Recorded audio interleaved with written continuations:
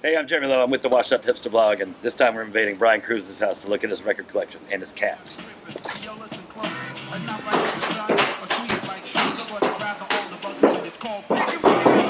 Hey, so I got an angry cat here. Ow! Yeah, she got me good. Is that like a catnip? It's yeah. My sister got it for them. It's they've kind of beaten it up, Yeah. but that's their that's how they can learn to be like daddy. Right. The other 7-inch. Where is it? Ah, yes. Somebody else was sucking my dick last night. That's the Fred Wolf combo, another Cub Soda original, which there's no credit at all on this album, but it was him, and they were both reissued by Norton Records, and this is just a standard blues song about letting your ex know what time it is. That's the only thing I can figure he was trying to do. And that's Cub Coda again? It's Cub Coda again. Did we know if he was mentally stable, or did he just... I don't think he was. Like, I'd imagine he was just bored. Right. But I feel like this is also something I would end up doing if I just had money. If I was in Brownsville Station, I would take my rest on my laurels and make it just like that. Yeah. That's probably entirely likely. But in the last 10 years or so, it's all been sort of reissued and brought to light. And, I was fooled, man, when these King Yusevich records came out. I thought they were, the real deal. I thought it was just some weird bums from. Check out some of these. Some of the band members' names? Logjam Lurch Patterson, Slimy Fred Fry, Fuzzy Q Lower. There was another one. Oh man, come on. Randy Jazzbo Ackley. I like Jazzbo. Billy Lee Small. Kid Art Yusevich, I guess that's his brother. Okay. There's the Kid and the Kings. What is this guy? That's Pigmeat Markham, dude. He Pigmeat Markham? Durham's own. Oh shit. He was Markham Street in Durham is named for his family, actually, and wow. He was known for mostly doing sort of comedy albums in the late 50s, early 60s, and this track, Here Comes the Judge, could possibly qualify as the first hip-hop tune ever. Because he was definitely rhyming over a beat. Yeah. And, there were some little comedy interludes in it. And that's kind of one of my favorite songs to play when I'm DJing if I'm feeling a little bit confrontational towards the crowd. Right. Because it's got a real tight beat and you can really get down to it. But there's a lot of pauses where there's just some talking and they're making kind of unfunny jokes. Right.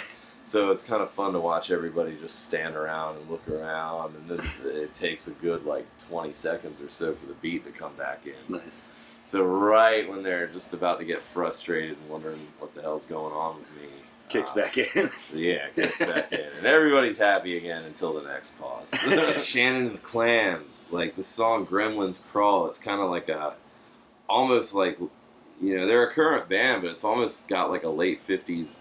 Almost doo-wop sound without the actual doo-wopping in the background, but yeah, that song's been on a continual loop in my head for about a month, and finally just had to order a copy of it. Yeah, you played it for me at Slim's. Yeah. One thing you gotta accept about me is that I'm just a huge wrestling fan. I was when I was 8 years old, and I still am now that I'm 58 years old.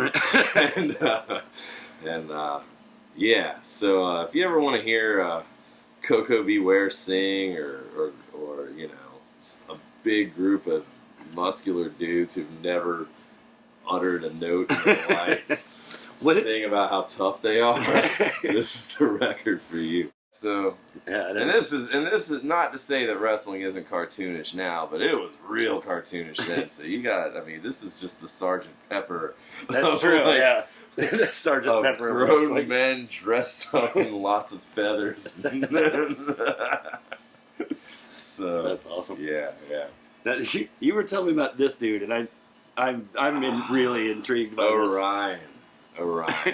In the early '80s, maybe late '70s, Sun Records, the acclaimed rockabilly, just old rock and roll label, Elvis and everything. They weren't doing so well. Punk and disco were eating them alive, and there just wasn't really room for their sound anymore. So one of their little marketing ploys that they went with was they put this guy who can sing kind of like Elvis and who loosely, vaguely might possibly look like Elvis.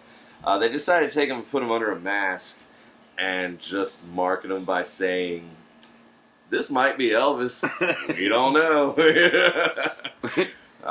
And they rolled with that. It was highly unsuccessful, but this one might have the best cover. So he must have made a little money, because this mask is not cheap. I mean, this isn't Party City right here. This is custom made. What are these again? I know you've got the one framed. Okay, well, here we go. This one I pulled down from the wall. There's no record in this. I bought it at Collectibles in Greensboro many years ago. It's Music of the African Arab. It's from 1958. That's one year I do know about because of the price tag. And there's naked boobs on the cover of a record that came out in 1958, which I'd imagine isn't common. So, and it was only about $3. It was just the cover. Right. So I felt like it was something I needed to own. It was my duty to own this record. So I wish the LP was in it, because I'm sure it's amazing. But I found this. But then, many, many years later, I received this as a birthday present, which is from the Twist and Rumble series, which is a bunch of rare soul tracks from the 60s. And they've obviously were hip to the music of the African Arab as well, because they use this cover. And so a friend of mine got this for me, and it really blew my mind to see this on, somebody had the right idea.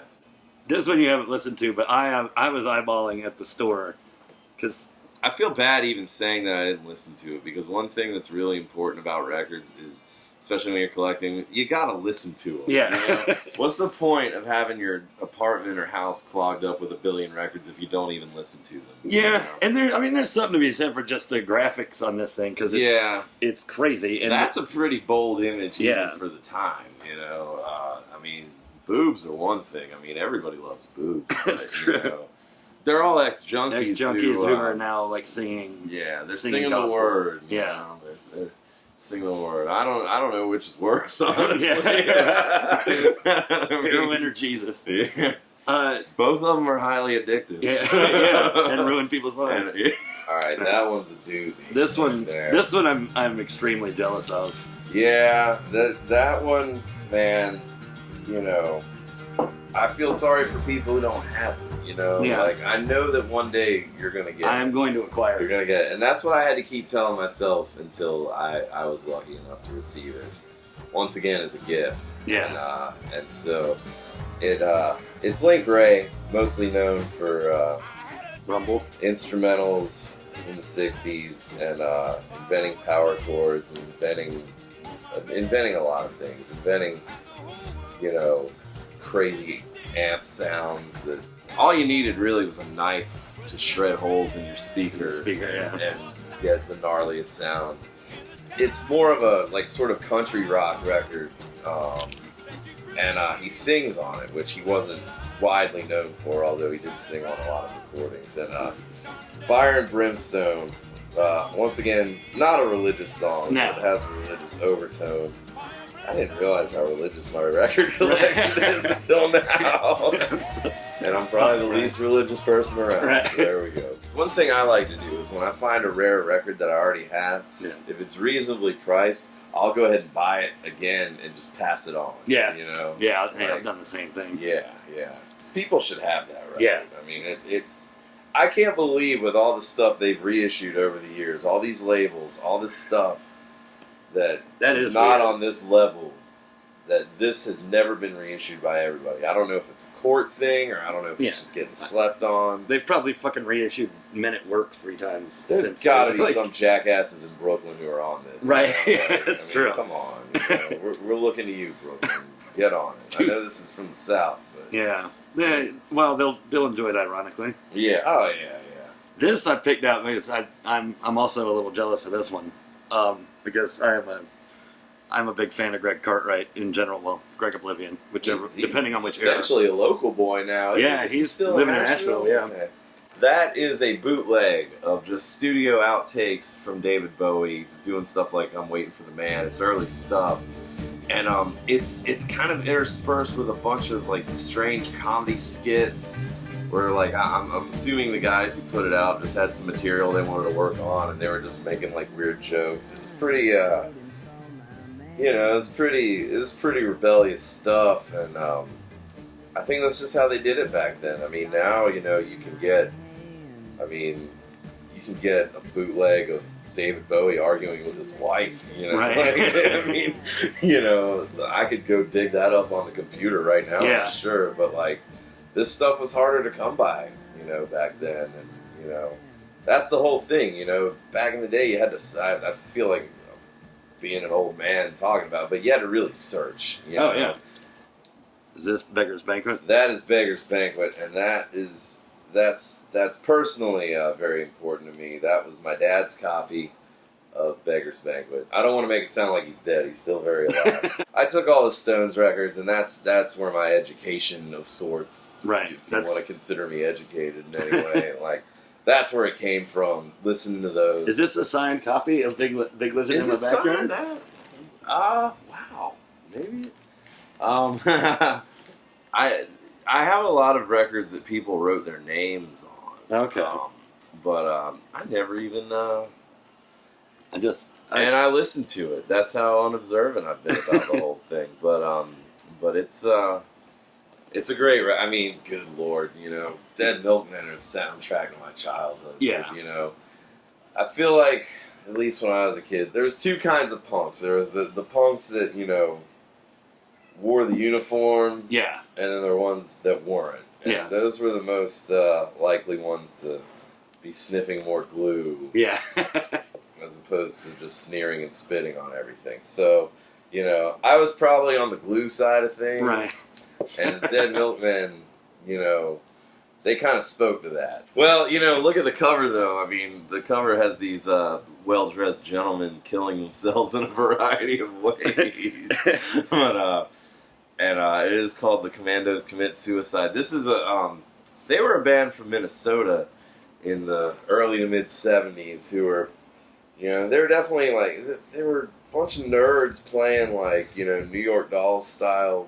Yeah, they don't. Rock and roll. Speaking of uniform, none of those guys look very uniform. It was definitely some early punk rock stuff. They played lightning fast. They sang about weird stuff, and this is 78. So yeah, they probably set up Who's for doing a replacement. So. Oh yeah, they were a big influence, and I mean they never really hit it big nationally. They only put out one proper record, which was called the Suicide Commandos Make a Record. But this is a recording of their final show, where they played all their songs and they covered a lot of covers. A lot of covers. I mean, they covered Animals. MC5? They covered MC5. They covered Lou Reed. They covered the theme to Petticoat Junction. I just saw that. And I mean, they played it all lightning fast and just shredded it out. And I mean, the last songs they were doing on there, I mean, you could hear him losing his voice. I mean, they gave it their absolute. Well, it's a double live album. Yeah. What is this? What is this guy? I bought this because R. Crumb drew it, and the guy's got a boner heading into that woman's backside. And I mean, once again, something like that is really all it takes to get me to take a flyer on a record. But, it's a pretty good record. It's just a compilation of some 50s rock and roll. Brian Shaw brought this out, just so you know.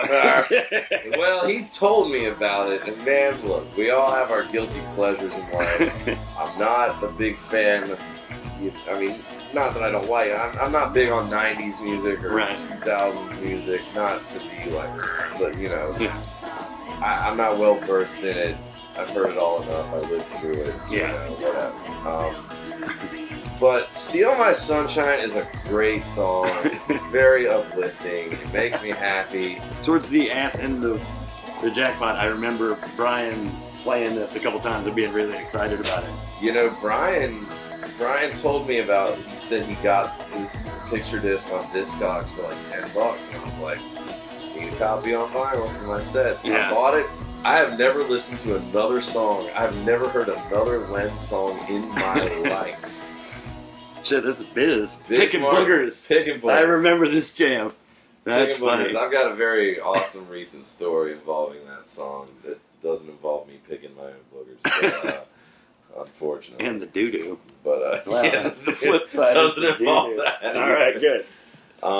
Possibly the most childish record of all time. Yeah, but Picking Boogers is beautiful, pretty beautiful. silly. I remember that video. But I've been a Biz Markie fan as long as I can remember. I love him. I think he's great. I think he's another humorous artist who was genuinely insanely good at what he did. Well, I've seen him DJ. I've good seen him rhymes. complain about how everything he did people laughed at and Yeah. thought he was funny. I mean, they thought he was good, but they thought he was funny, and he wasn't necessarily trying to be a humorous rapper. But it just turned out that That's way. just Everything what he was did. in his head, man. Yeah. But Picking Boogers. Was I was DJing at Neptune's a couple weeks ago, and it was last week, and I was called a sellout while I was playing that record, which was really funny to me. Wow. Because it was a guy I know from Chapel Hill who Mhm. I don't really care for, but whatever. He, when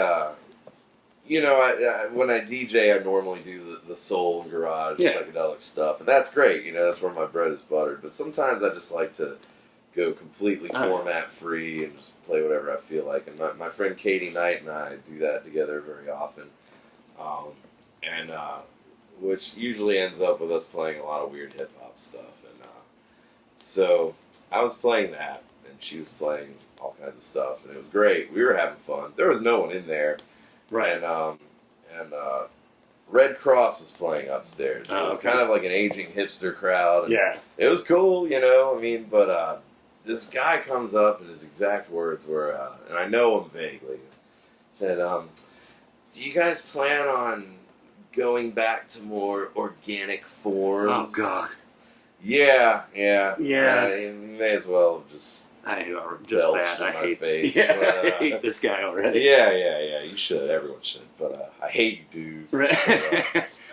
No, but yeah, I was so thrilled that I was called a sellout. I thought it was hilarious. I wish I was a sellout. I wish I was getting rich off this shit. Yeah. Right, getting $50 from DJing tonight. And I don't want to make it shit. I get paid to do what I would normally be doing here, just hanging out. Yeah. So I do it for less than $50. Not that I'm asking to, but it's great. It's great. But some of the things people say to you are just amazing. And this guy, he also lamented that he thought I was one of us, which was even more hilarious to me because I don't even hang out with that guy. That is Sammy Davis Jr., who I'm a huge fan of anyway. But this was on an imprint of Motown, and this was Sammy trying to a heroin-crazed Sammy trying to capitalize on the whole soul movement and what was going on at the time. And the session band is awesome. Yeah. And my favorite track on there, the whole record is worth it for the version of In the Ghetto. Real smooth track. Yeah.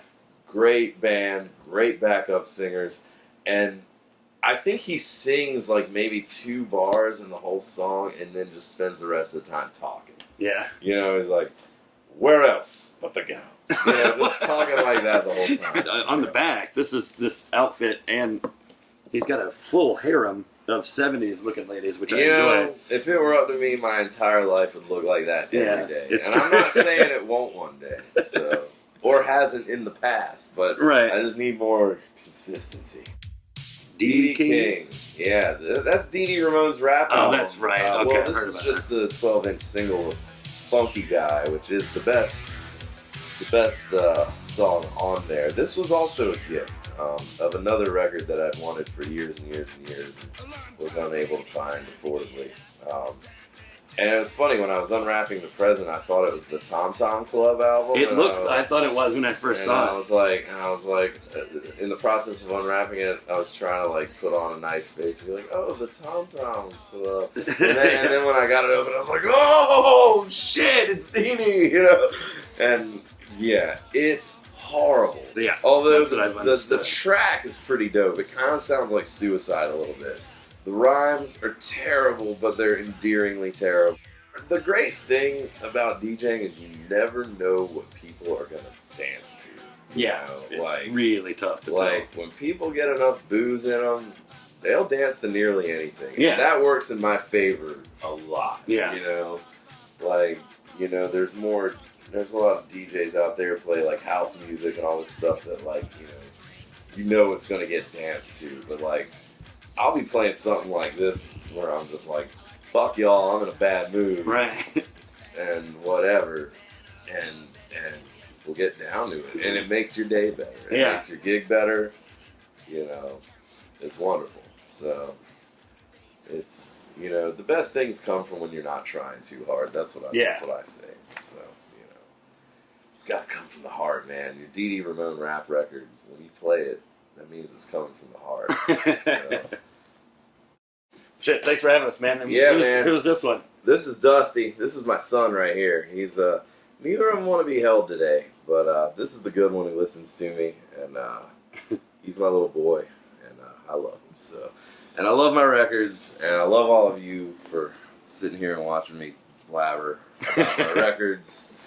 No, it's awesome, man. I appreciate it. If you ever want to come over and listen to them, you're welcome to. Awesome. So, you know, excellent. Appreciate it. Thanks, man.